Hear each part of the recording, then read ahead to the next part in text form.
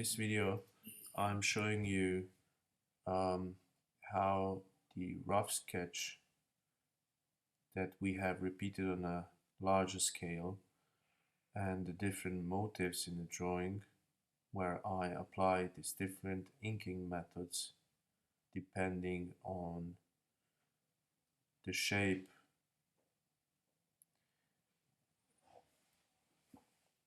And if you pay close attention, I'm skipping from one object to another. That means if you get stuck somewhere and you don't know how to move on, you just skip to another part of the drawing. For now, you can see some of these inking methods applied, and I'm going to explain. We have a cross-hatching, doodling, stippling,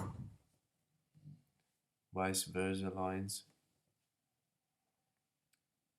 cross lines. So all you have to do is actually roughly pre-sketch something and then fill out the certain shape with inking methods that we have introduced and that you can actually look up on our PDF.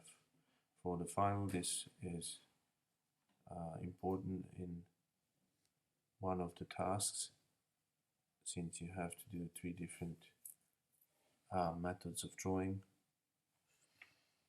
And the most important thing is to switch from one object to another, so to actually avoid having any difficulties to finish off one, because it's something quite interesting happening when you have the diversity, and it keeps you actually drawing and going on, moving on, instead of literally getting blocked with one certain detail or motive.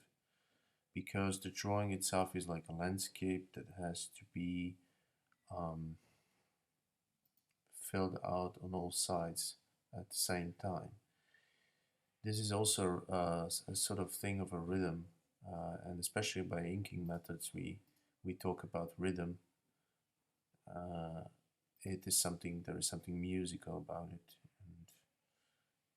and you keep changing and rechanging. So if something doesn't feel right, a tone, you want to either throw it out or just change it into another tone, or in this case into another shape. And this is why the different inking methods give a different feeling for it. So if it's stippling or dotting, then you might talk about space. As you can see in this case, the edge or the ground is stippled, so it gives us a feeling of sand, while the sky has just this simple lined hatching, because it gives us a feeling of wind. And then we have the walls, which have this vice versa lines hatching, which provide us with a solid and solid shape, like a wall or something made out of metal, or because this is the language of drawing. If you don't apply the certain inking method to certain object, the viewer might misconcept what you were trying to show. So everything that is solid, I would maybe recommend to apply cross hatching, vice versa lines.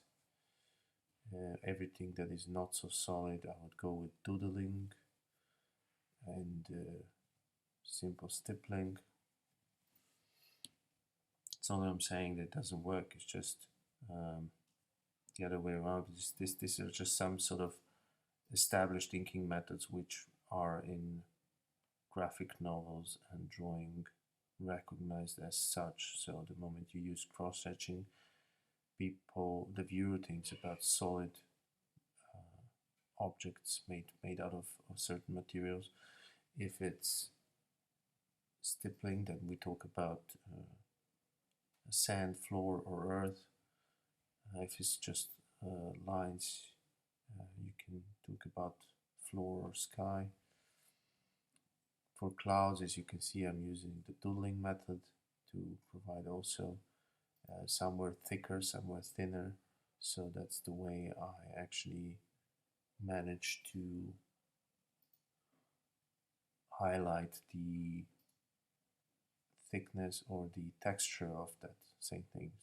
Since we're actually just the art of drawing is mainly considers a way how to say something, describe on a two-dimensional scale, and this is why we are actually using this inking method.